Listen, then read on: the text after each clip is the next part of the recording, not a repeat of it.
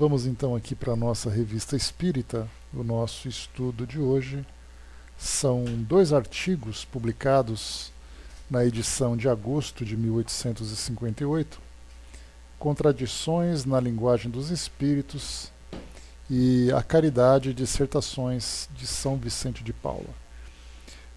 Esses 2 artigos, e depois de um bom tempo que nós não estudamos a revista, foram 2 artigos que nós saltamos aqui na sequência do nosso índice, porque eram 2 artigos longos e eles acabariam sendo interrompidos. Então nós saltamos lá dos espíritos impostores, o falso Padre Ambrósio, que nós vimos, e passamos então depois para uma lição de escrita por um espírito, onde nós tivemos aquele artigo sobre caligrafia, correspondência a Kardec, de alguns de seus leitores. Saltamos então para o Espírito Batedor de Dibelsdorf. Depois, observações a propósito dos desenhos de Júpiter, e também aqui, habitações do planeta Júpiter. Então, esses foram os artigos que nós estudamos. Também falamos um pouquinho sobre os gritos da noite de São Bartolomeu, as conversas familiares de além-túmulo. A senhora Schwabenhaus, que era uma letárgica estática. Então, nesse salto que nós demos, acabamos então adiando um pouco a leitura desses artigos, e agora é o momento de nós retomarmos. Deixa eu dar uma olhadinha aqui no nosso volume, se está tudo em ordem. Só um instantinho.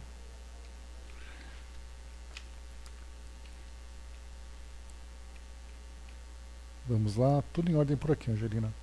Vou aumentar só mais um tiquinho aqui para não ficar muito estourado. Então, muito bem. Então nós estamos aqui na Revista Espírita do mês de agosto de 1858, o ano primeiro, da edição da revista, e o número é o número 8, mês de agosto. Então aqui, Contradições na Linguagem dos Espíritos, Kardec começando já a apresentar para nós, junto com outros artigos que foram publicados, aqueles cuidados, aqueles alertas que eram necessários para que uma reunião mediúnica se desenvolvesse com segurança, porque, como era uma novidade, a prática mediúnica naquele período, as pessoas então muitas vezes se expunham a riscos, de informações, de influências negativas e tudo mais. Então diz aqui Kardec para nós: as contradições encontradas muito frequentemente na linguagem dos espíritos, mesmo sobre questões essenciais, foram até hoje para certas pessoas uma causa de incerteza quanto ao valor real de suas comunicações, circunstância da qual não deixaram os adversários de tirar partido. Com efeito, à primeira vista, essas contradições parecem ser uma das principais pedras de tropeço na ciência espírita. Vejamos se elas têm a importância que lhes atribuem. Então, inicialmente, quando havia então uma comunicação, muitas vezes informações equivocadas, informações incompletas, e aí então aqueles que eram os adversários do espiritismo, muitas vezes até deixavam de lado a ideia da possibilidade ou não da comunicação com o mundo espiritual para atacar a comunicação em si. É interessante porque ficavam sempre procurando argumentos para atacar a doutrina espírita, e nesse caso, como Kardec viu, vamos analisar então aqui se essa contradição tem essa importância toda que eles dão para poderem atacar a doutrina. Perguntamos, em primeiro lugar, qual a ciência que não apresentou em seus primórdios semelhantes anomalias? Em suas investigações, que sábio não foi muitas vezes confundido por fatos que pareciam lançar por terra as regras estabelecidas? Se a botânica, a zoologia, a fisiologia, a medicina, e em nossa própria língua não nos oferece milhares de exemplos, e se suas bases não desafiam toda contradição? É comparando os fatos, observando as analogias e as dessemelhanças que se chega, ponto a ponto, a estabelecer as regras, as classificações, os princípios, numa palavra, a constituir a ciência. Ora, o Espiritismo apenas começa a despontar. Não é, pois, de admirar que se submeta à lei comum até que seu estudo seja completo. Só então se reconhecerá que aqui, como em todas as coisas, a exceção quase sempre vem confirmar a regra. Não obstante, em todas as épocas os espíritos nos têm dito para não nos inquietarmos com essas pequenas divergências e que dentro de pouco tempo todos seriam levados à unidade da crença. Essa predição, por certo, se realiza cada dia, à medida que se penetra mais adiante nas causas desses fenômenos misteriosos e os fatos são bem mais observados. São mais bem observados.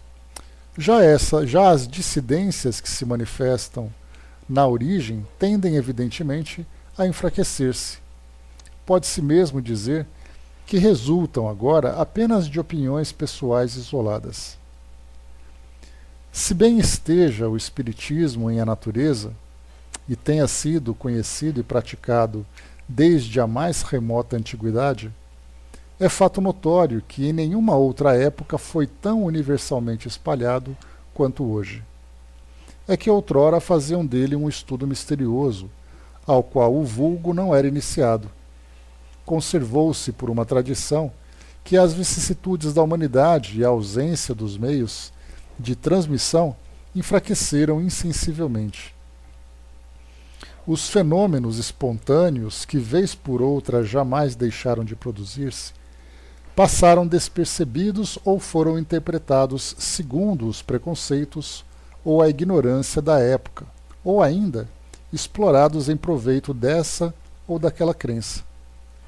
Estava reservado ao nosso século, onde o progresso recebe um impulso incessante, tornar clara uma ciência que, por assim dizer, somente existia em estado latente. Não foi senão há poucos anos que os fenômenos foram observados seriamente. Na realidade, o Espiritismo é uma ciência nova que se implanta pouco a pouco no espírito das massas, esperando ocupar uma posição oficial. De início, essa ciência pareceu bem simples. Para as pessoas superficiais, consistia na arte de fazer girar as mesas. Contudo, por suas ramificações e consequências, uma observação mais atenta revelou que era, ao contrário, muito mais complexa do que se havia suspeitado. As mesas girantes são como a maçã de Newton, que na sua queda encerra o sistema do mundo. Uma comparação interessante de Kardec. Então, até aqui, começando a justificar para os leitores da revista da época, principalmente, que a doutrina espírita era uma ciência que se formava naquele momento, começava a construir suas bases, começava ali a trazer uma revelação por uma sociedade que até então a ignorava nessa estrutura que é apresentada. Isso porque a crença no mundo espiritual ela é muito antiga e nós temos ali desde as crenças mais primitivas que já falavam sobre deuses, sobre o mundo espiritual, destino da humanidade e tudo mais. Mas agora surgiu uma ideia nova. E claro, não tendo ali uma representação oficial absoluta, já que a doutrina espírita é uma ciência que ela se espalha pela humanidade toda e nós temos ali então aqueles que observam fenômenos, aqueles que trazem respostas. Daí então a necessidade de fazer uma filtragem desse conteúdo que é apresentado para formar então aquele corpo que traz, que Kardec depois vai apresentar para nós, a concordância geral. Então, dentro dessa concordância nós temos muito material, muitas informações que foram dispensadas, que foram desprezadas por não serem coerentes. Isso porque, pela própria interpretação dos médiums ou daqueles que eram os acompanhantes desses fenômenos, ou dos próprios espíritos também que tinham conhecimento limitado, então muita informação foi descartada. E aí, então aquela base acabou sendo estabelecida, né? E mais importante também lembrar que o fato de nós termos uma informação que é descartada não significa necessariamente que ela seja equivocada, né? Bom dia, Márcia. Que ela seja equivocada. Isso porque quando nós pegamos a base da doutrina espírita, ela é aquilo que nós vemos de um modo geral, de um modo genérico. Agora nós temos, claro, à margem dessas ideias genéricas, aquilo que vai surgindo como experiências, muitas vezes exclusivas, que pessoas vão vivendo. Então o fato dela viver determinada situação não significa que não seja uma realidade. Por exemplo, nós vimos assim que desde a época de Kardec ele começou então a elaborar essas bases, vieram outros estudiosos e de repente surgiram as psicografias do Chico, trazendo, por exemplo, o Nosso Lar e toda a movimentação do mundo espiritual. André Luiz e Chico então se tornaram espíritos, se tornaram duas personalidades bastante conhecidas na época por essa novidade que surgiu, mas ao mesmo tempo também bastante criticadas. Mas não significava necessariamente que, embora não fizesse parte da base que foi construída, trazendo uma informação clara sobre o mundo espiritual, trazendo ali uma quantidade importante ou significativa, né, de informações que formassem esse consenso, então na verdade era quase que uma exceção na época.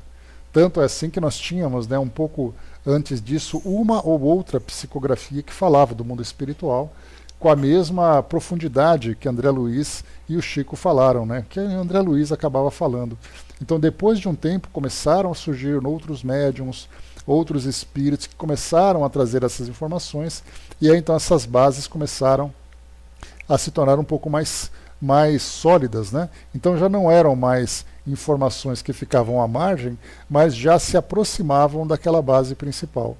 Ainda tem muito a se pesquisar, ainda tem muito a se fazer, né? Mas nós vemos então que o importante que Kardec colocava é que naquela época essa base filosófica e científica da doutrina começava então a se formar. Então, como todas as outras ciências, ela corria o risco de trazer uma ou outra informação equivocada. Então não era uma exclusividade da doutrina espírita, mas das ciências de modo geral, já que vinham, né, muitas experimentações, eram muitas experiências que eram feitas, experiências incompletas, experiências que não eram aceitas, até que conforme o tempo foi passando, muitas vezes algumas ciências se estabeleceram depois de séculos. Aqui nós estamos falando da doutrina espírita, que se apresentava aqui depois de 2, 3 anos. Então se uma demora séculos para se estabelecer, como é o caso, por exemplo, da própria medicina. Né? Bom dia, Dudu. Então, da própria medicina, quanto tempo ela demorou para poder acertar no seu diagnóstico, nos seus tratamentos, entender exatamente a parte da fisiologia, fazer todas as investigações. A doutrina espírita, ela não é menos complexa que isso. Porque nós pensamos, mas a ciência, no caso da medicina, ela depende de um conhecimento muito profundo, desde a anatomia, desde os detalhes mínimos do corpo humano, do seu funcionamento, das doenças, das medicações que podem ser apresentadas para poder restabelecer o equilíbrio, cirurgias e tudo mais. Então a gente faz uma comparação, que o espiritismo é uma ciência simples. Já no caso da medicina, é uma ciência complexa. Só que na verdade, quando nós falamos da doutrina espírita, né, nós estamos apresentando um universo completamente desconhecido. E aí então, nós estamos ainda em busca de mais informações para dissecarmos esse novo universo e tentar encontrar informações que sejam realmente sólidas, que não tragam dúvidas. Porque para nós, nesse 1 século e meio depois do que foi apresentado, cada dia chega uma informação nova. Mas as bases estão formadas. Agora, nós estamos expandindo essas bases porque o que Kardec fez no seu tempo foi aquilo que era possível. Nos seus 15 anos de investigação, né, desde 1858, quando ele teve contato com as primeiras experiências, até 57, quando ele publicou o Livro dos Espíritos, até 69, quando ele desencarnou. Então, nesse período, ele procurou fazer o que era possível, nesses 15 anos, né, o que era possível dentro das pesquisas. Então nós estamos 150 anos depois, ainda em busca de mais e mais informações para poder afirmar aquilo que os espíritos fazem, estabelecendo ali meios de trabalhos mais seguros, né? Enfim, fazendo com que a doutrina vá se expandindo cada vez mais e criando um corpo. E ao mesmo tempo fazendo com que ela seja difundida, para que as pessoas entendam a realidade do mundo espiritual a partir dessa lógica, dessa filosofia, simplesmente baseado numa crença. Imaginemos então, se hoje a doutrina espírita gera tanta polêmica, imaginemos 4 anos depois do seu lançamento, vamos dizer assim. Ou da sua apresentação. Nesse caso aqui, 2 anos, porque 58 era o ano seguinte do lançamento do Livro dos Espíritos. Aconteceu com o Espiritismo, diz aqui Kardec, o que de início acontece com todas as coisas. Os primeiros não puderam ver tudo. Cada um viu por seu lado e se apressou a transmitir suas impressões conforme seu ponto de vista e segundo suas ideias ou prevenções. Ora, não é sabido que, de acordo com o meio, o mesmo objeto a uns pode parecer quente, ao passo que a outros o acharão frio? Aqui vale uma observação que Kardec coloca, voltando aqui nesse mesmo parágrafo. Aconteceu com o Espiritismo o que de início acontece com todas as coisas. Me lembrei aqui da publicação que vai acontecer, que aconteceria no ano seguinte, aqui dessa edição da Revista Espírita em 1859, da publicação do livro de Charles Darwin, A Origem das Espécies. E a polêmica que esse livro acabou gerando na época, acabou chocando a sociedade, acabou entrando em conflito com as religiões. Porque enquanto Kardec dizia que o mundo espiritual era muito diferente daquele que era apresentado pela Igreja e que era possível a comunicação, inclusive entrando em choque com as ciências que não acreditavam nessa realidade, veio Darwin e trouxe uma teoria baseada no mundo material, da evolução das espécies, e chocou inicialmente a ciência, que não acreditava que o homem poderia ser uma evolução dos macacos, e ao mesmo tempo as religiões, principalmente a Igreja Católica, que não admitia a possibilidade do ser humano, uma criação divina, ter vindo de um ser primitivo. Então, assim como Kardec sofreu as consequências do trabalho que ele realizou, Darwin não foi diferente. Só que a ciência de Darwin acabou prosperando, porque conforme o tempo foi passando, foi se observando a veracidade daquela proposta, daquela teoria que ele apresentava, e da mesma forma a doutrina espírita também. Então, é interessante nós percebemos que a doutrina hoje, ela é, de certa forma, ignorada pela ciência tradicional, porque não se importa, se você fala para um cientista, olha, eu sou espírita, eu sou médium e eu me comunico com os espíritos. Aí eles vão dizer assim, olha, eu sinceramente não acredito em nada, você deve ser meio maluco. Quando se fala da religião, ela vai dizer assim, não, porque isso é uma proibição, porque isso é algo demoníaco. Agora, quando nós falamos sobre a teoria de Darwin, que fala da evolução das espécies, nós temos ainda uma negação, apesar da observação da ciência material. Agora, no caso da doutrina espírita, é uma ciência que não pode ser comprovada pela ciência material. Lá você fala dos primatas, você observa a natureza, você vê a evolução das espécies e tudo mais, e ainda assim não convenceu todo mundo. Agora, claro que nós temos a genética, nós temos hoje a parte da biologia, de todas as ciências que trazem para nós algo mais palpável, mas a doutrina é algo abstrato para essa ciência, a ciência material. E continua aqui para nós, vamos lá. Bom dia, Osmar. Seria como falar em extraterrestres. Por enquanto, hoje, Dudu, é algo que faz parte do universo da ficção científica. E sendo da ficção científica, nós temos aqueles que se iludem, aqueles que criam fantasias, aqueles que passam por malucos e tudo mais. Vamos ver em breve, daqui a 30, 50, 100 anos, como esse assunto vai ficar então marcado, ele vai se apresentar para a nossa sociedade. Porque realmente até agora nós não tivemos nada que pudesse realmente comprovar. Cada um tem suas experiências, alguns têm de um modo bastante claro, outros têm ali de um modo né, de um modo um pouco, um pouco é uma suspeita, é algo que não é pleno, não é completo, né? Então, nesse caso, né, cada um tem suas próprias experiências. Então, por isso é importante a gente observar que de que forma que esses novos conhecimentos vão evoluindo aqui na nossa sociedade, conforme a nossa tecnologia, o nosso conhecimento também vai se aprofundando. Diz aqui ainda Kardec: tomemos ainda outra comparação das coisas vulgares, mesmo que pareça trivial, a fim de nos fazer melhor compreender. Ultimamente lia-se em diversos jornais, abrem-se aspas aqui então a citação: o cogumelo é um produto dos mais bizarros, delicioso ou mortal, microscópico ou de dimensão fenomenal, confunde sem cessar a observação do botânico. No túnel de Doncastre existe um cogumelo que há 12 meses se desenvolve, parecendo não haver ainda atingido sua última fase de crescimento. Atualmente mede 15 pés de diâmetro. Veio num pedaço de madeira, é considerado o mais belo espécime de cogumelo que já existiu. Sua classificação é difícil, porque as opiniões estão divididas. Aqui fecham-se aspas então. Assim, eis a ciência com grande dificuldade por causa de um cogumelo, que se apresenta sob novo aspecto. Esse fato provocou em nós a seguinte reflexão: suponhamos vários naturalistas, cada um a observar por seu lado uma variedade desse vegetal. Interessante aqui que na época, né, Kardec entendia o cogumelo como sendo um vegetal, né? Ele na verdade é do reino fungi, né? Então ele não é vegetal, ele não é animal, mas na época era o que a ciência tinha para apresentar, né?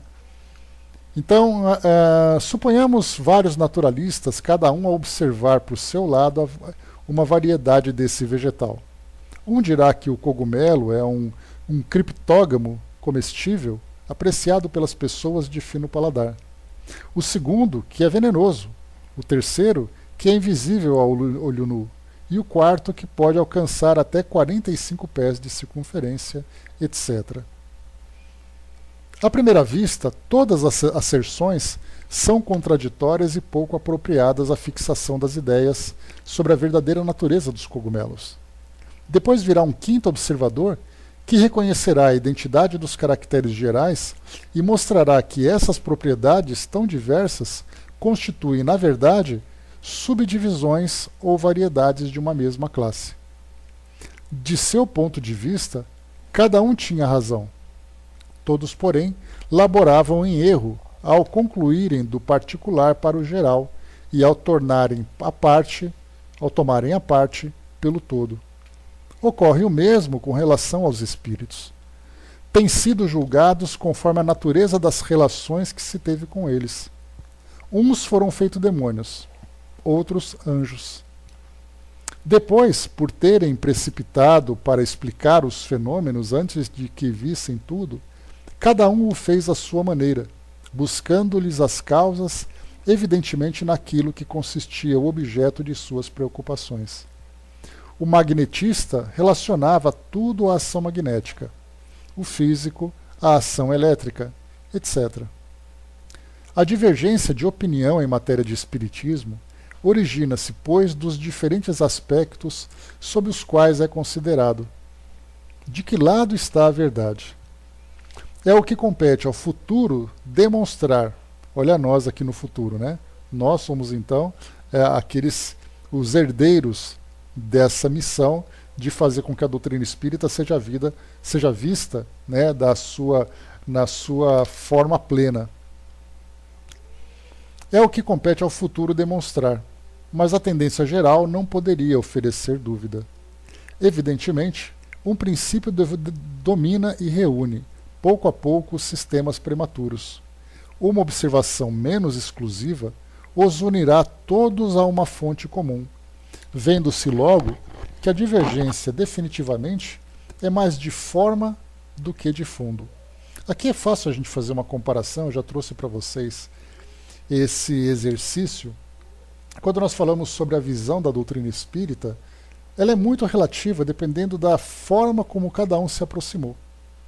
Para uns, por exemplo, né, a gente lembra que cada um vai definir a doutrina espírita de acordo com o serviço que ela prestou, vamos dizer assim, de um modo bastante simplista. Então eu fui até a doutrina porque eu tinha um problema de saúde e eu precisava de uma cirurgia espiritual. O outro se aproximou da doutrina espírita porque perdeu um ente querido e precisava de uma psicografia. O outro passava por problemas pessoais, problemas emocionais e precisava de ajuda da doutrina espírita. Cada um vai trazer a sua definição. Quando nós, então, nós que somos estudantes, e ao estudarmos nós vemos a doutrina espírita na sua visão global, nós vamos dizer que sim, aquele que se beneficiou da cirurgia espiritual entendeu a proposta da doutrina espírita para aquele campo. Que sim, aquele que recebeu uma psicografia também, aquele que buscou ajuda, aquele que recebeu a caridade, olha só quanta coisa. Alguém diz assim, olha, meu filho, ele está numa creche que é nos serviços de uma creche que é oferecida lá por um centro espírita. Então ele vai conhecer a doutrina espírita como sendo ali, né, através daquele centro espírita que vai oferecer a creche. O outro vai receber a cesta básica. E assim cada um recebendo, né, os seus serviços, mas nesse caso, na verdade, pelo fato das pessoas terem essa necessidade, elas vão focar a sua atenção exclusivamente naquilo que vão receber para satisfazer a essas necessidades. Agora, aquele que se aproxima da doutrina espírita pelo interesse e começa então a estudar os seus múltiplos aspectos, vai entender que todos estão certos e ao mesmo tempo todos estão errados. Todos estão certos porque estão ali abrangendo um aspecto determinado da doutrina espírita e estão errados pelo fato de acharem que a doutrina espírita é apenas aquilo. No caso aqui então de Kardec, ele fala sobre a comunicação com os espíritos. E nessa comunicação ele vai dizer que pessoas que tiveram comunicações com um ente querido e disseram que a doutrina espírita é maravilhosa porque puderam encontrar aquela consolação, o outro estava sendo obsediado e vai dizer que a doutrina espírita é um inferno porque o espírito veio lá e tormentou a vida dele. O outro foi enganado pelos espíritos, o outro foi isso, o outro foi aquilo, cada um formando então a sua visão a partir daquele ponto específico. Por isso, então, ele coloca mais uma vez, né? Evidentemente, um princípio domina e reúne pouco a pouco os sistemas prematuros. Uma observação menos exclusiva os unirá todos a uma fonte comum, vendo-se logo que a divergência definitivamente é mais de forma do que de fundo. Porque nesse caso, qual é o fundo da doutrina espírita? A realidade do mundo espiritual. Qual é a forma que se apresenta? De acordo com a experiência que cada um teve. Mas que no fundo acaba sendo exatamente a mesma coisa. Você foi curado através de cirurgias espirituais, a realidade é do espírito. Você recebeu uma comunicação, a realidade é do espírito. Você foi pedir ajuda para poder resolver um problema seu por os espíritos, a realidade é o espírito.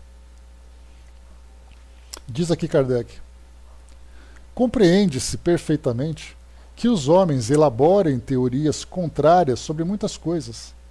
Entretanto, o que pode parecer mais singular é o fato de os próprios espíritos poderem entrar em contradição.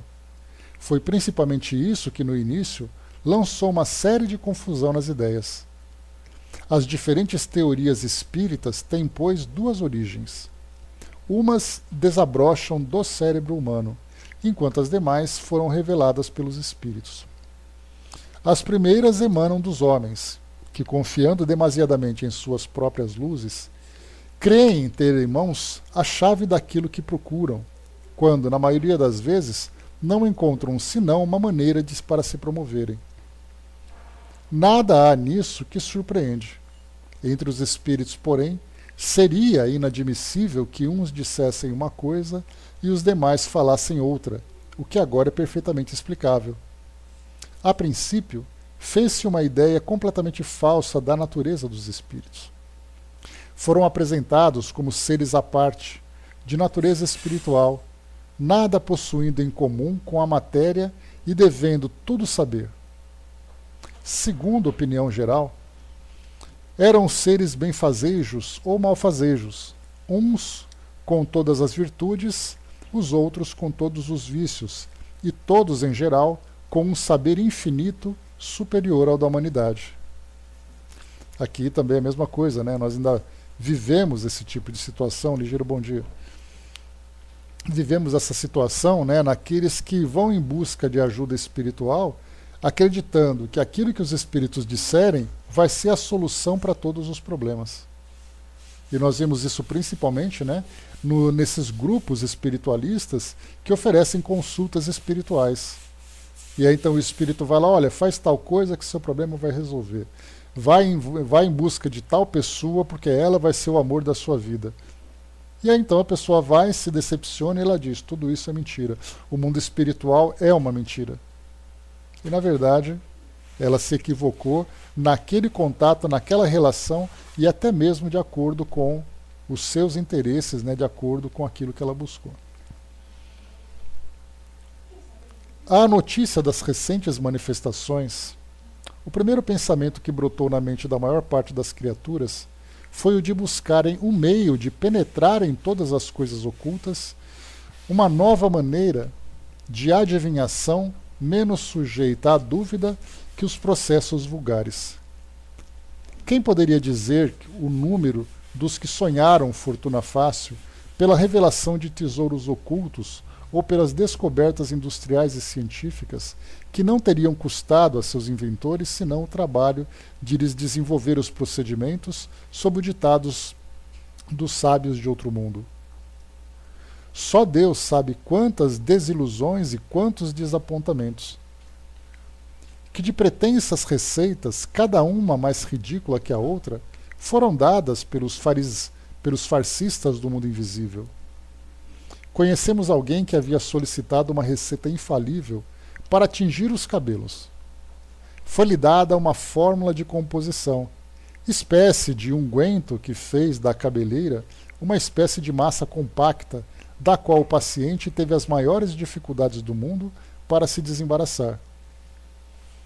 Todas essas esperanças quiméricas tiveram que se dissipar à medida que se conhecia melhor a natureza desse mundo e a real finalidade das visitas que nos fizeram seus habitantes. Mas então, para algumas pessoas que nada faziam, qual era o valor desses espíritos que nem sequer tinham o poder de conseguir-lhes alguns milhões? Não poderiam ser espíritos. A essa febre passageira sucedeu a indiferença e depois a incredulidade. Oh, que de prosélitos teriam feito os espíritos se tivessem podido fazer o bem enquanto os outros dormiam. Teriam adorado o diabo mesmo que tivesse brandido a sua bolsa de moedas. Dá aquela chacoalhadinha na bolsa de moedas, né? Então, interessante a gente perceber aqui que, né, inicialmente veio aquela febre. E é que a gente não fez parte disso, né? Porque, pelo menos a gente não se lembra disso. Mas dá para imaginar, né, vendo ali o livro dos Espíritos sendo lançado e a quantidade de pessoas que tiveram acesso a esse livro, a vontade que elas tiveram de fazer reuniões mediúnicas. Jovens, adultos se juntavam em grupos, fazendo ali, né, utilizando fórmulas diversas para evocar os espíritos. Começou realmente aquela febre, como Kardec coloca. Todo mundo querendo vivenciar essa experiência, porque parecia tão fácil no livro. E não foi à toa, né, nós lembramos, mais uma vez, deixa eu pegar aqui o nome do livro que eu nunca lembro, rapidamente, só um instantinho, está aqui. Kardec lançou então aqui no ano de 1858, nesse mesmo ano da edição da Revista Espírita que nós estamos lendo, o livro Instrução Prática sobre as Manifestações Espíritas. Lançou o Livro dos Espíritos em 57 e em 58 já lançou esse livro. Com que objetivo? A febre era tão grande que ele teve ali uma necessidade urgente de lançar um pequeno livreto, trazendo para as pessoas ali alguns critérios de segurança para fazer as evocações. Foi então que depois, no ano de... deixa eu pegar aqui, que eu também nunca lembro. eu pegar aqui o livro dos médiuns. Que esse livro é sempre para mim um enigma, a data da sua publicação. Eu não me recordo de jeito nenhum. Só um instantinho. Tá aqui o ano de... Pera lá.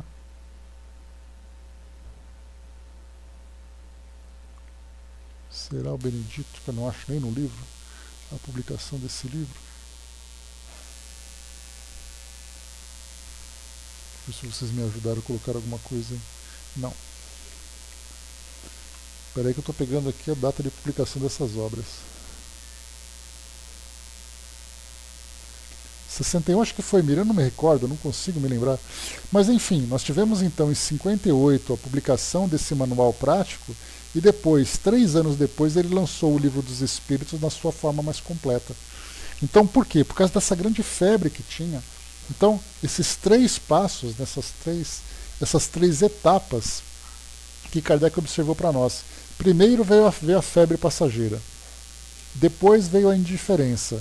Porque aí todo mundo começou a tentar obter alguma coisa importante, alguma informação, alguma revelação e tudo mais. Alguns se decepcionaram, alguns ficaram satisfeitos, a maioria não conseguiu nada porque a proposta dos espíritos não era satisfazer os encarnados. E aí depois veio a incredulidade. Porque aí depois veio ali, começaram então a criticar, a apontar e combater. Três etapas importantes, né? Para nós que estudamos a doutrina, essa informação é de extrema relevância, porque a gente começa a avaliar a realidade da época, de que forma que os espíritos, de que forma que Kardec viveu, de que forma que a população francesa, a população europeia e também aqui das Américas, assim como da Ásia, se comportaram diante dessa novidade que surgiu. Ao lado desses sonhadores, diz Kardec, havia pessoas sérias que somente viam vulgaridade nesses fenômenos. Observaram atentamente, soldaram o recôndito desse mundo misterioso, reconhecendo facilmente que nesses fatos estranhos, se não novos, pelo menos um fim providencial de ordem mais elevada. Tudo mudou de face quando se soube que esses mesmos espíritos nada mais são que as criaturas que viveram na Terra, cujo número iremos aumentar quando morremos, que deixaram aqui o seu envoltório grosseiro, como a lagarta deixa a crisálida para transformar-se em borboleta. Não podemos duvidar quando vimos nossos parentes, amigos e contemporâneos virem conversar conosco e dar-nos provas irrecusáveis de sua presença e identidade. Considerando as inúmeras variedades que a humanidade apresenta, do duplo ponto de vista intelectual e moral, e a multidão que diariamente emigra da Terra para o mundo invisível, repugna a razão acreditar que um estúpido samoyeda, um feroz canibal, um vil criminoso, sofram com a morte uma transformação que os coloquem no mesmo nível do sábio e do homem de bem.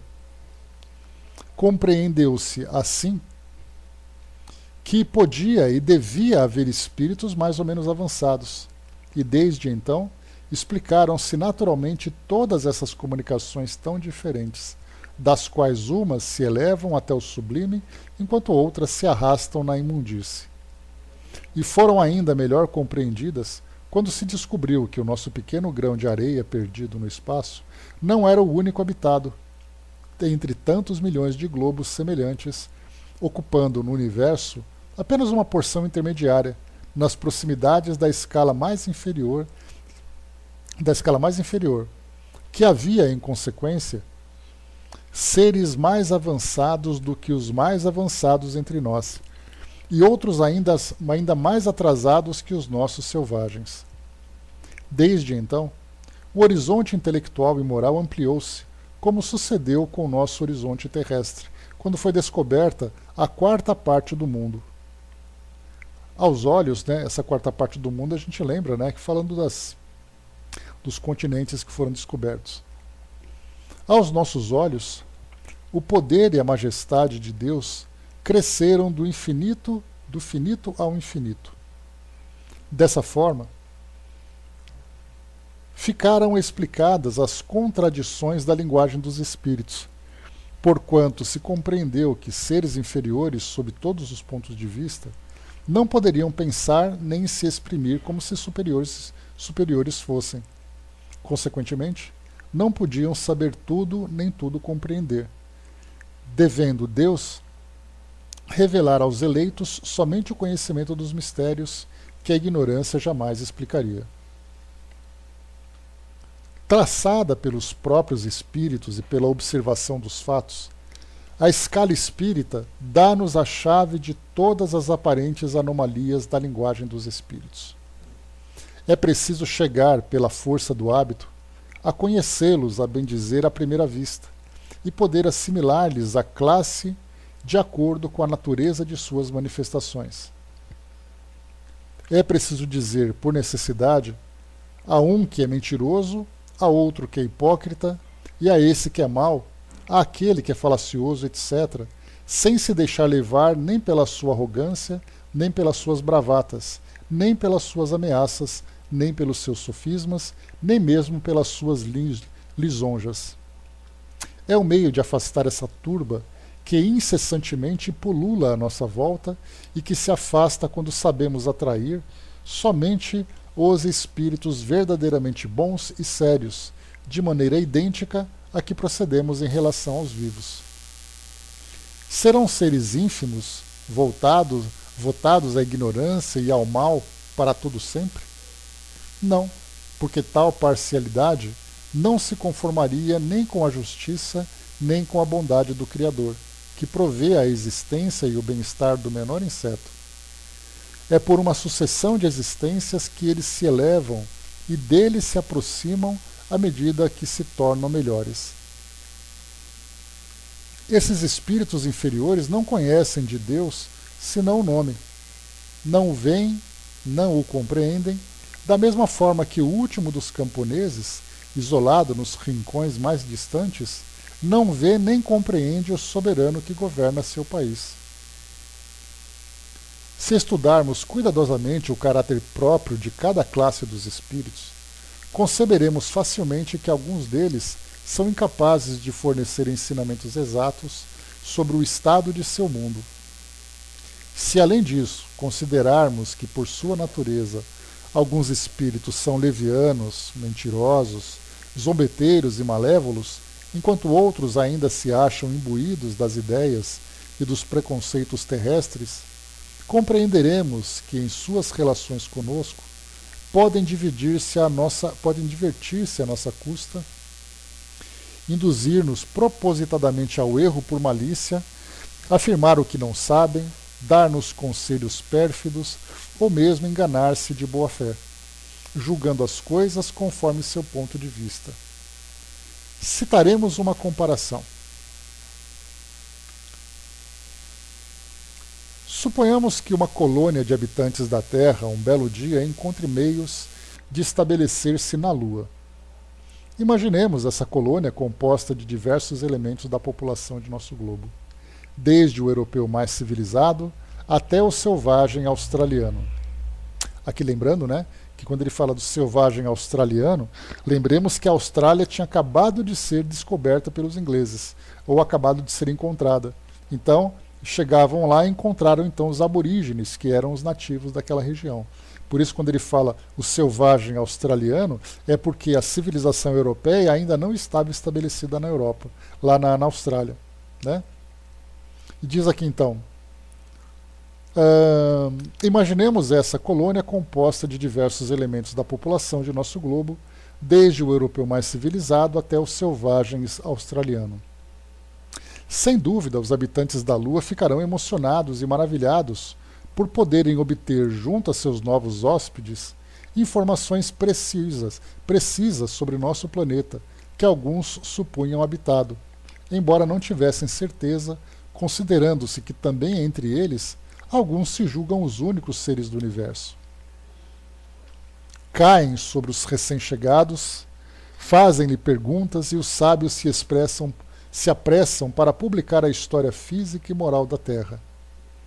Como não seria autêntica essa história, desde que foi obtida de testemunhas oculares? Então essa é a proposta que Kardec coloca. Uma colônia, um grupo de terráqueos foi então para a Lua.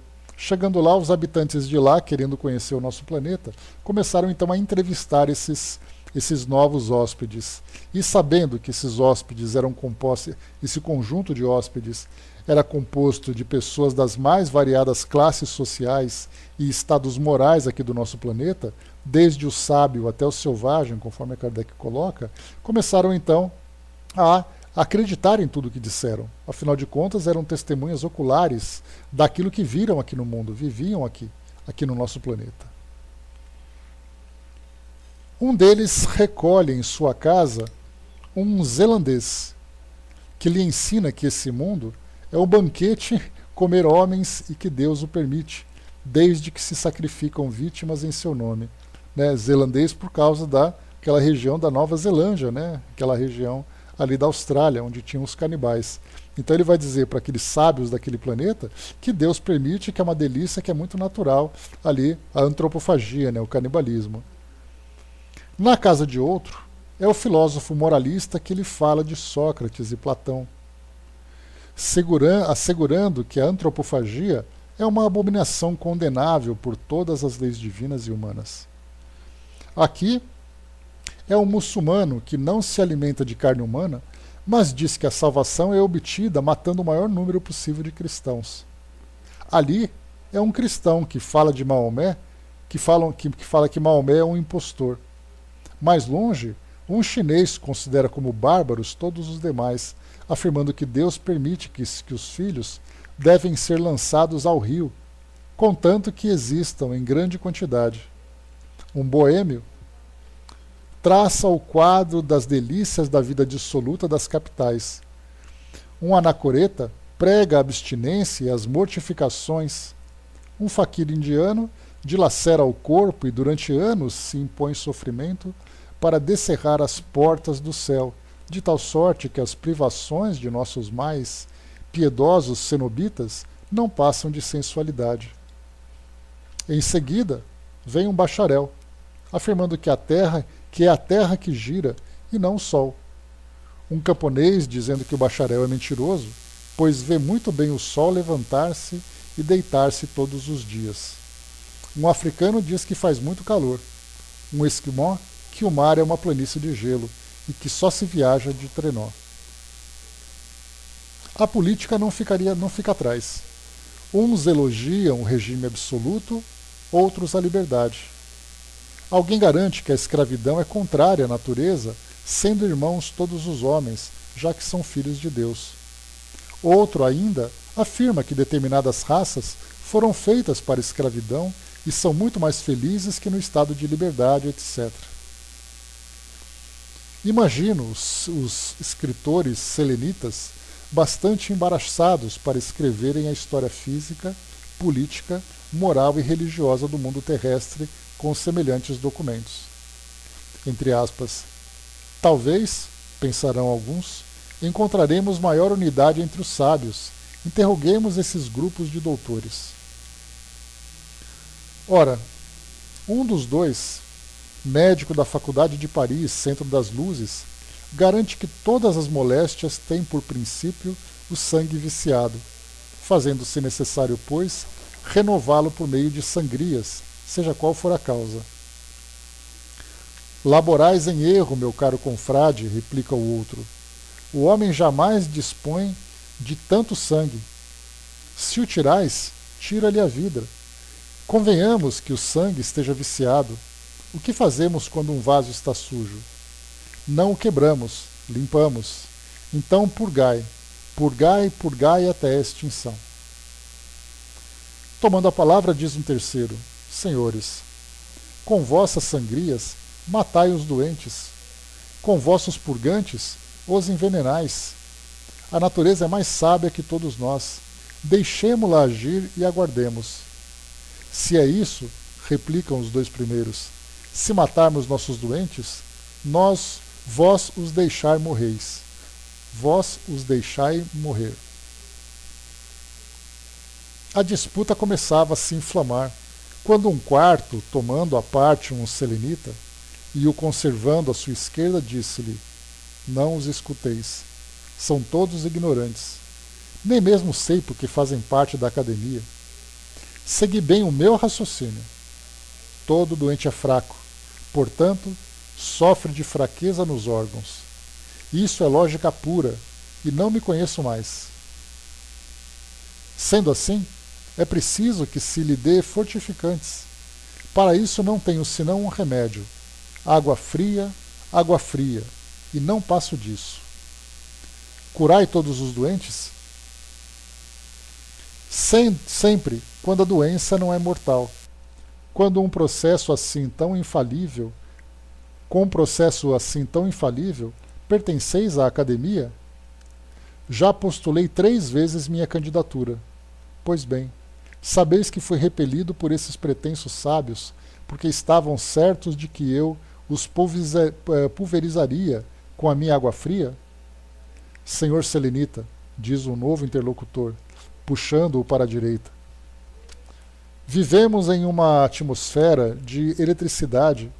Eletricidade é o verdadeiro princípio da vida. Acrescentá-la quando não existe bastante, retirá-la quando existe em excesso. Neutralizar uns pelos outros os fluidos contrários. Eis o segredo. Faço maravilha com os meus aparelhos. Lede meus anúncios e vereis.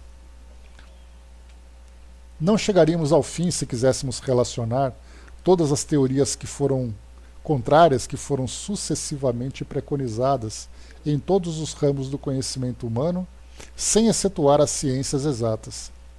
Entretanto, foi sobretudo nas ciências metafísicas que o campo se abriu às doutrinas mais contraditórias.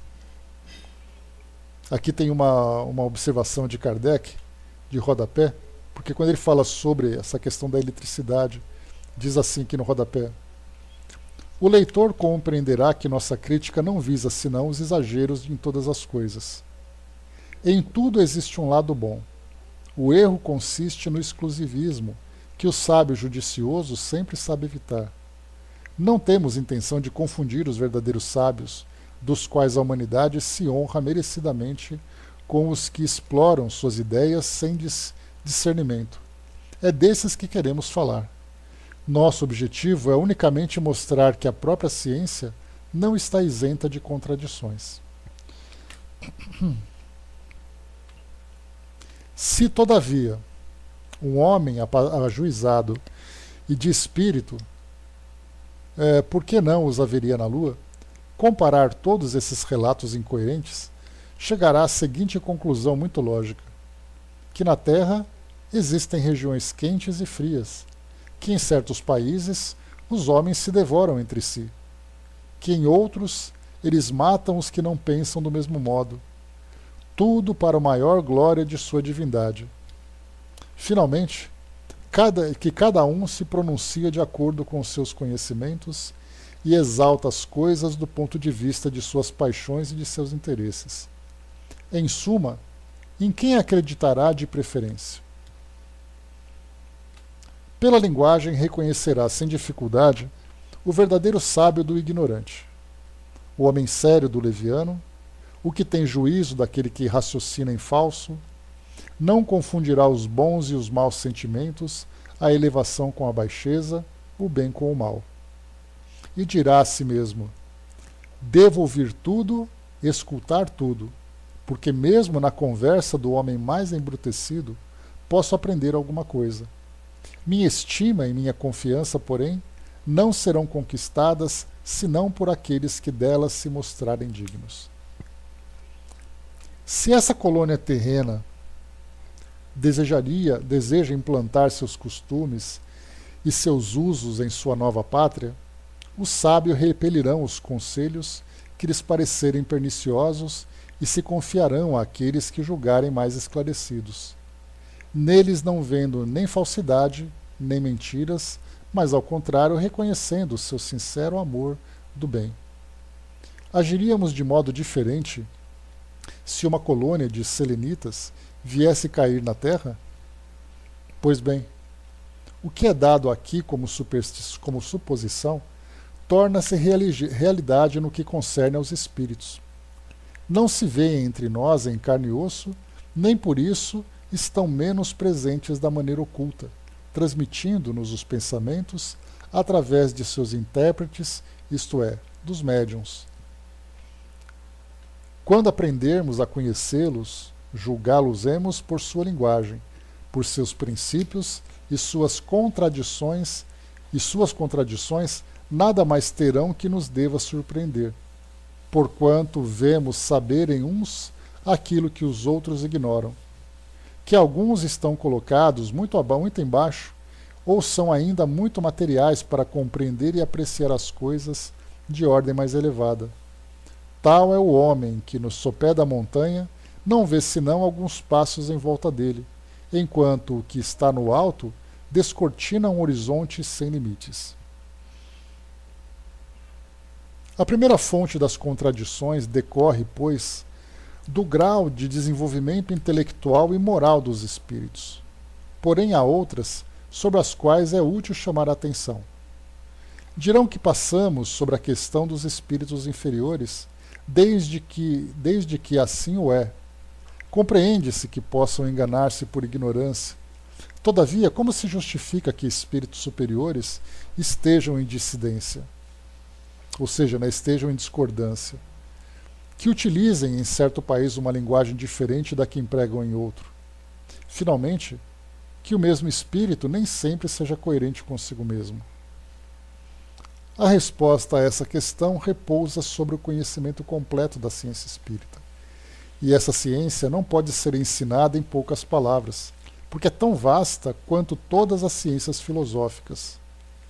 Aqui, quando Kardec fala sobre a questão da ciência espírita, e da sua abrangência, pelo fato de muitos de nós, que somos seguidores da doutrina, e aqueles que a observam de longe, veem simplesmente como objeto de crença. Então basta você acreditar naquele pequeno conteúdo dogmático que já é o suficiente para você abranger toda a realidade. E aqui nós vemos diferente. A ciência espírita, ela não é uma ciência apenas que traz para nós o entendimento sobre o meio de comunicação com os espíritos. Nesse caso, a mediunidade. A ciência espírita nos permite, junto a esse método de comunicação, conhecer uma realidade moral e da mesma forma também filosófica e espiritual dessa nova dimensão. E aí então, muitas vezes nós nos restringimos, Na época em que Kardec, em que o livro Nosso Lar foi publicado, em 1939, as pessoas imaginavam que o mundo espiritual se resumia a Nosso Lar. E é a mesma forma que acontece hoje. Já comentei com você várias vezes, que para nós o centro urbano do mundo espiritual é Nosso Lar. Tudo gira em torno de Nosso Lar. O governo do mundo está em Nosso Lar, pelo fato de nós só conhecermos essa colônia. Porque foi a única que foi amplamente estudada e divulgada na sua época, como é no mundo atual. Então, quando nós vamos desencarnar, a primeira imagem que nós temos é que todo lugar que nós formos, nós encontraremos ali uma filial de Nosso Lar. E isso mostra, no nosso caso, importante quando nós estudamos as obras de André Luiz, que nós estamos conhecendo a experiência de um espírito. Mas que nós temos ali, da mesma forma que conforme Emmanuel traz para nós, que são 7 vezes mais os habitantes do mundo espiritual comparado com o mundo físico, nós teríamos ali 7 vezes mais André Luizes do que aquele que nós conhecemos. Então, cada um dizendo a sua história, o seu modo de viver, o seu passado, o seu presente, as suas atividades, o lugar onde vive.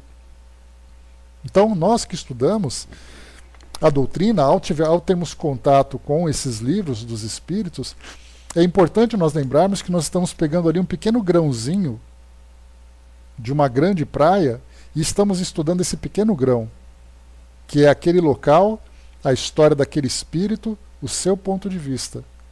E que nós temos ali naquele grande oceano tantas e tantas dimensões que nós não conhecemos, tantos e tantos mundos, tantas e tantas histórias. Então nós muitas vezes focamos a nossa vida, né, a nossa visão, apenas naquele ponto. A mesma coisa acontece também com a obra de Kardec, porque ele avisou que ele trouxe para nós as bases da doutrina. E dessas bases nós poderíamos então alcançar todo esse universo espiritual, a partir daquilo que o futuro viria a trazer, como ele disse há pouco. Então o mundo espiritual não é exclusivamente da forma como Kardec coloca, porque ainda muita coisa viria a ser descoberta a partir dali, não é como o André Luiz coloca, mas nós encontramos ali, nessas obras todas, uma visão geral e importante do mundo espiritual. E é por isso que Kardec, e aí nós podemos tirar essa conclusão, que assim como ele diz para nós, lá na introdução do Evangelho segundo o Espiritismo, que ele disse que estudaria todos os ensinamentos de Jesus apenas no aspecto moral. Não interessa onde, não interessa quando e nem interessa com quem. Interessa apenas o que ele fez e o resultado moral disso tudo. No caso da doutrina espírita, ela traz para nós uma visão moral dos espíritos. Não fala de onde, não fala de quando, não fala de quem. Tanto é assim que nós podemos ver que muitas das personagens que são citadas na obra de Kardec, não se fala sobre a vida delas. Fala-se exclusivamente do estado moral dos espíritos. Só que os espíritos se desenvolvem moralmente realizando atividades, estando em comunidades no mundo espiritual que não foram abordadas. Por isso que nós temos que lembrar sempre, né, que muita coisa ainda tem a se aprofundar. E nós estamos fazendo parte disso. É um estudo longo, é um estudo demorado, é um estudo que nós temos ainda muitas limitações por falta de informações, mas as informações que chegaram para nós são exatamente a nossa fonte de consulta. Por isso diz assim mais uma vez aqui nesse parágrafo. A resposta a essa questão repousa sobre o conhecimento completo da ciência espírita. E essa ciência não pode ser ensinada em poucas palavras, porque é tão vasta quanto todas as ciências filosóficas. Como todos os ramos do conhecimento humano, só é adquirida pelo estudo e pela observação. Não podemos repetir tudo quanto já publicamos sobre o assunto. A ele, pois, remetemos nossos leitores, limitando-nos a um simples resumo. Todas as dificuldades desaparecem para quem quer que lance sobre esse terreno um olhar investigador e sem prevenção. Então, tendo ali aquele espírito investigativo, aquela mente aberta, né, para ver essa nova realidade, esse é o caminho para começar então a ter essa verdadeira compreensão. Provam os fatos que os espíritos enganadores se paramentam de nomes respeitáveis, sem o menor escrúpulo, a fim de que suas torpezas sejam aceitas com mais facilidade, o que por vezes também ocorre entre nós.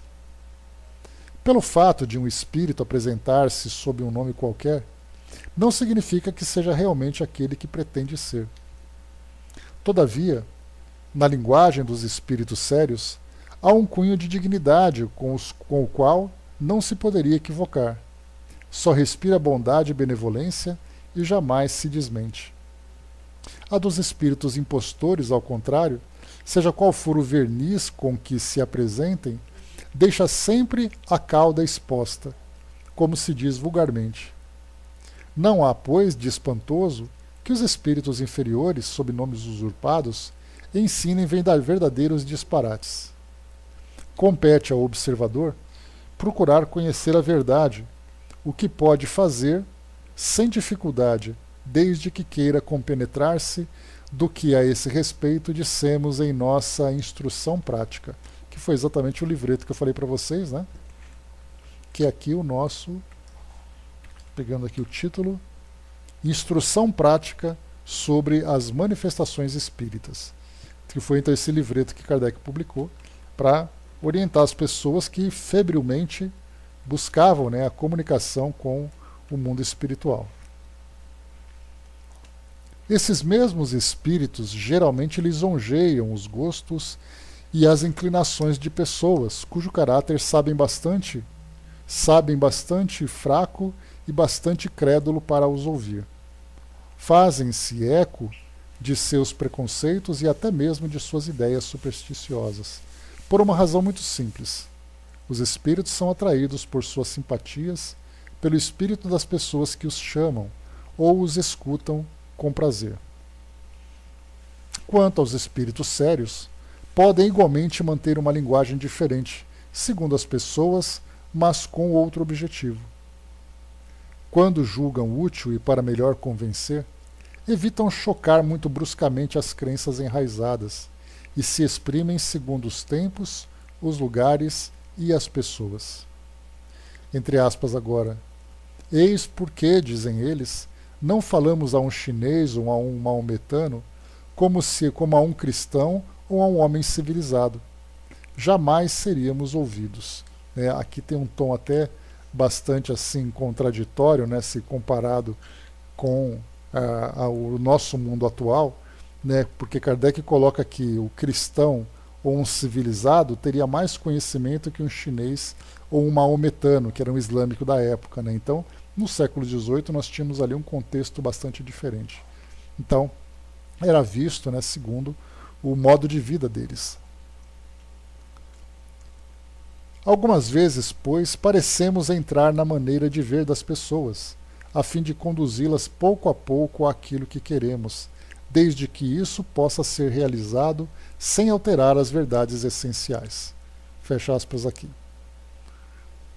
Não é evidente que se um espírito quiser levar um muçulmano fanático a praticar a sublime máxima do Evangelho, não façais aos outros o que não gostarias que os outros fizessem, seria repelido se dissesse que foi Jesus que o ensinou?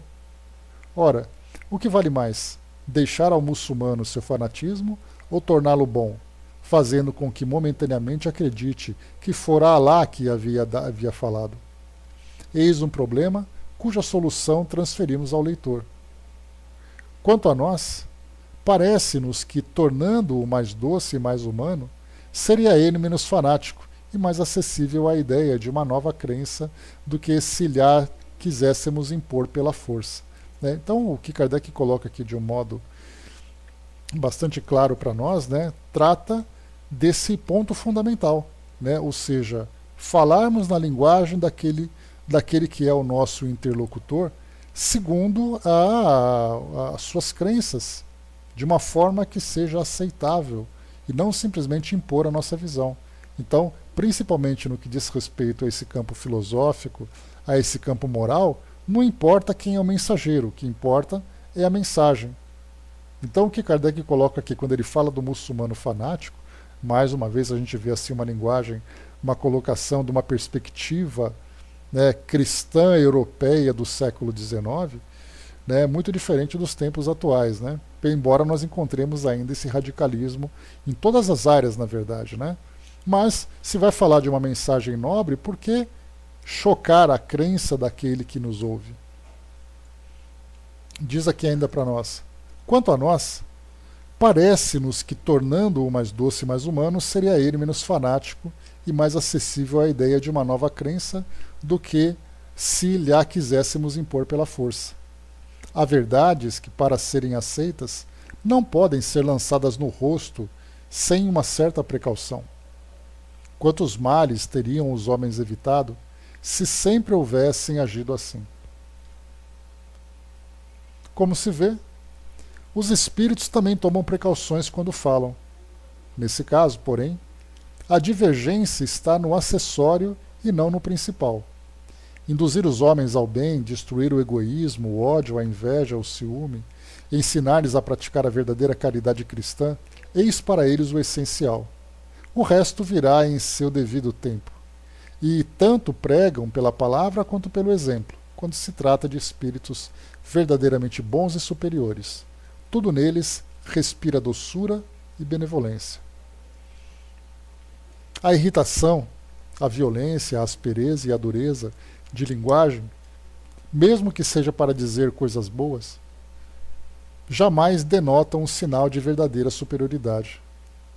Os espíritos realmente bons não se irritam nem jamais se encolerizam. Se não são ouvidos, vão-se embora. Eis tudo. Existem ainda duas causas de aparentes contradições que não devemos deixar passar em silêncio. Como já dissemos, em muitas ocasiões os espíritos inferiores dizem tudo o que se quer, sem se preocuparem com a verdade. Os espíritos superiores se calam ou se recusam a responder quando lhes fazem uma pergunta indiscreta ou sobre a qual não lhes é permitido dar explicações. Dizem eles: nesse caso não insistais mais, não insistais jamais, porque serão espíritos levianos que responderão e vos enganarão. Acreditais que somos nós e podeis pensar que entramos em contradição. Os espíritos sérios não se contradizem jamais. Sua linguagem é sempre a mesma, com as mesmas pessoas. Se um deles diz coisas contrárias sob o mesmo nome, ficais certos de que não é o mesmo. Não é o mesmo espírito que fala, ou pelo menos que não se trata de um espírito bom. Reconhecereis o bom pelos princípios que ensina, pois todo espírito que não prega o bem não é um espírito bom, e deveis repeli-lo. Querendo dizer a mesma coisa em dois lugares diferentes, o mesmo espírito não se servirá literalmente das mesmas palavras. Para ele o pensamento é tudo, mas o homem, infelizmente, é levado mais a se prender à forma que ao fundo, e é essa forma que muitas vezes interpreta ao sabor de suas ideias e paixões. Dessa interpretação podem originar-se contradições aparentes, que igualmente têm sua fonte de insuficiência da linguagem humana para exprimir as coisas extra-humanas. Estudemos o fundo, perscrutemos o pensamento íntimo e veremos analogia muitas vezes onde um exame superficial nos teria mostrado um disparate. As causas das contradições na linguagem dos espíritos podem, pois, ser assim resumidas. Aí Kardec faz aqui um pequeno resumo. Só me dê um ok, por favor, se vocês estão me ouvindo, se estão todos despertos, se estão todos presentes. Ah, todo mundo atento, né? Que bom. Que é tanta leitura, né, que a gente está acompanhando aqui, mas vamos lá, né? Tem que dar uma chacoalhadinha, né, Marião? Senão o pessoal desperta. Que deve ter de carteira babada agora, numa hora dessa, não é fácil. Mas vamos lá, beleza, gente. Então, as causas das contradições na linguagem dos espíritos podem, pois, ser assim resumidas. Kardec agora vai fazer aqui um pequeno resumo sobre tudo aquilo que ele coloca como critério de segurança na linguagem dos espíritos. Para a gente ver como isso aqui é importante, porque ele fala, na verdade, a respeito de uma realidade daquela época, naquela febre em que as pessoas estavam atrás de resposta dos espíritos. Então, nós temos sempre que contextualizar essa informação que nós estamos lendo agora, que para nós pode ser banal. Né? Porque hoje nós falamos assim, onde se realizam reuniões mediúnicas? Nós pensamos em grupos espíritas sérios, nós pensamos em centros espíritas, né? Na proteção do mundo espiritual e tudo mais. Mas naquela época, essas reuniões eram feitas em casa. Porque inicialmente era assim que foi estimulado. Kardec trouxe a novidade para as pessoas dizendo, olha, é possível vocês se comunicarem. E a galera se juntava ali naquele fim de semana, naquela noite, em volta daquela lamparina para evocar os espíritos. E saía de tudo que se imaginava naquela época. Hoje já não é mais assim. Até porque uma das orientações que são feitas, né, pelos estudiosos do campo da mediunidade é que não se faça reunião mediúnica em casa. A menos que se tenha ali absoluta confiança e segurança naquilo que se faz. Mas naquela época as pessoas brincavam com isso. Por isso então aqui, quais são os itens, né, desse grande resumo? Vamos lá. Primeiro, o grau de ignorância ou de saber dos espíritos aos quais nos dirigimos.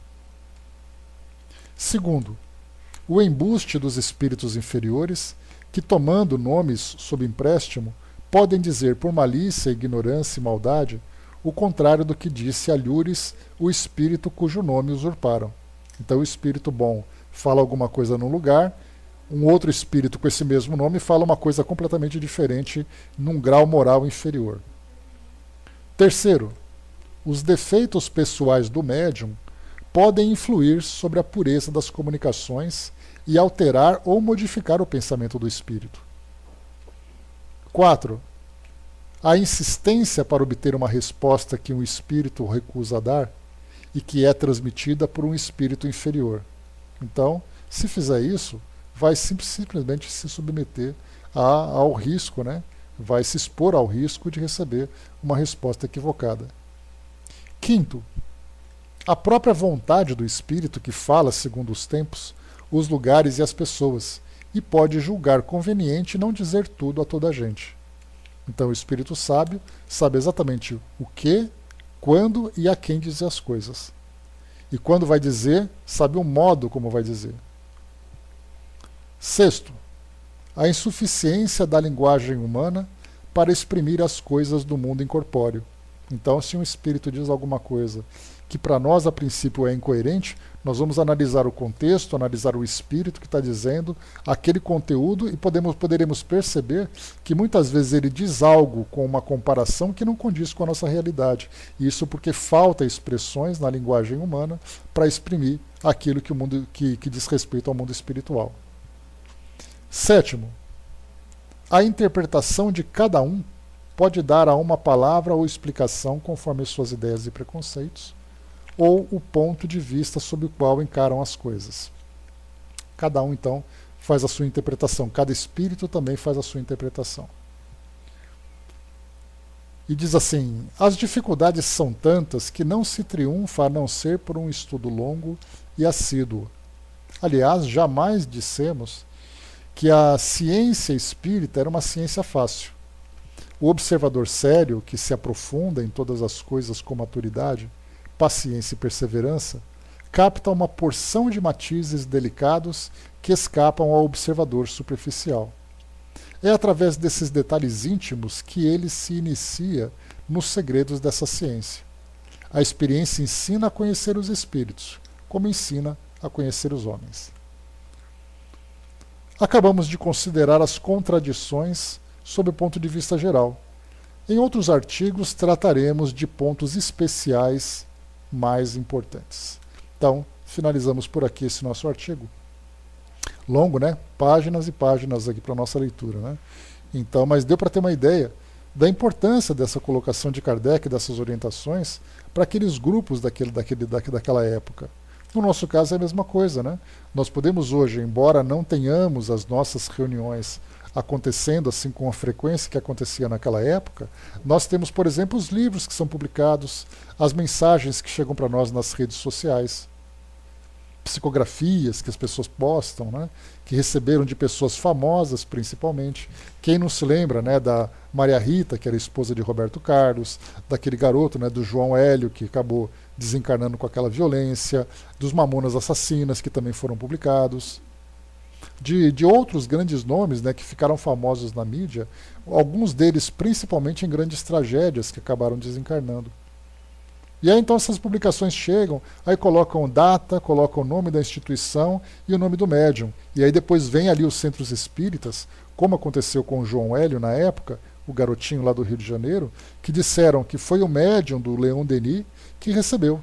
E aí depois veio a diretoria do centro correndo atrás dessa história, publicando que não foi ali que foi recebida aquela mensagem e que a família não frequentava aquele centro. Então, todos esses problemas que nós encontramos hoje também acaba chegando a nós dessa forma indireta, que nós que somos espíritas e somos estudantes, temos que ter essa atenção. Fake news espírita, Miriam, acontece com mais frequência. E é aquele prazer de você emitir uma palavra. Eu me lembro do João Hélio, na mensagem que chegou, dizendo que ele tinha sido arrastado por aquele carro, né, onde os ladrões tinham levado e tudo mais, porque no passado ele tinha ali carruagens, ele arrastava pessoas. Então, das histórias mais mirabolantes nós encontramos hoje, né?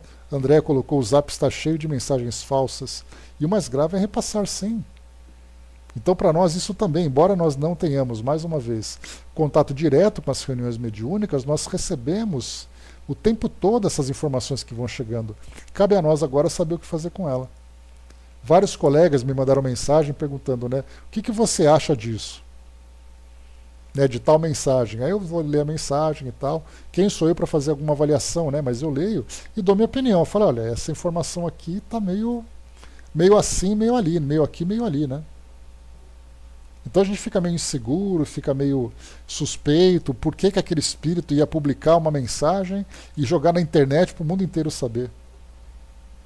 Teve o suicídio também, né, do Chorão, que era o vocalista do Charlie Brown Jr., né, uma banda de rock aqui dos anos 90 aqui do Brasil, né, daqui do litoral de São Paulo. Então depois que ele desencarnou, ele mandou a psicografia dele. Depois teve a Leila, esqueci o nome daquela atriz, que também cometeu suicídio, veio uma psicografia dela também, publicaram aqui na internet. Então tem que ter muito cuidado com essas situações. Dudu colocou, já coloquei muita gente no Face, no Soneca por 30 dias, né? Cansei de tanta porcaria.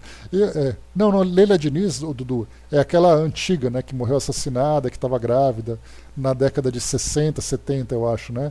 A outra era a Leila, esqueci o nome dela, não era Leila Diniz. É uma atriz nova, uma atriz que é recente, né? De anos de 1990 agora, que fez novela e tudo mais.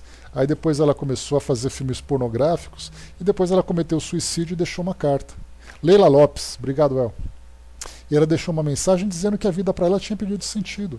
Não que ela mostrasse alguma depressão, mas que ela simplesmente não via mais graça nas coisas que ela fazia. Que Deus poderia compreender e tudo mais. Esse texto foi publicado pela mídia. E depois veio uma psicografia dizendo que ela estava muito bem, que estava tudo certo, tudo resolvido. Pode ser verdade, pode não ser, mas por que publicar isso? Então, porque muitas vezes um médium, até de boa vontade, ele publica alguma coisa que chegou para ele.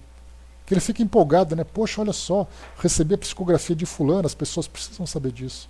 Mas aí, pelo fato dele não ter os critérios de segurança, ele não fica pensando se realmente aquele espírito apareceu na casa dele, naquele lugar, para dizer para ele aquela coisa.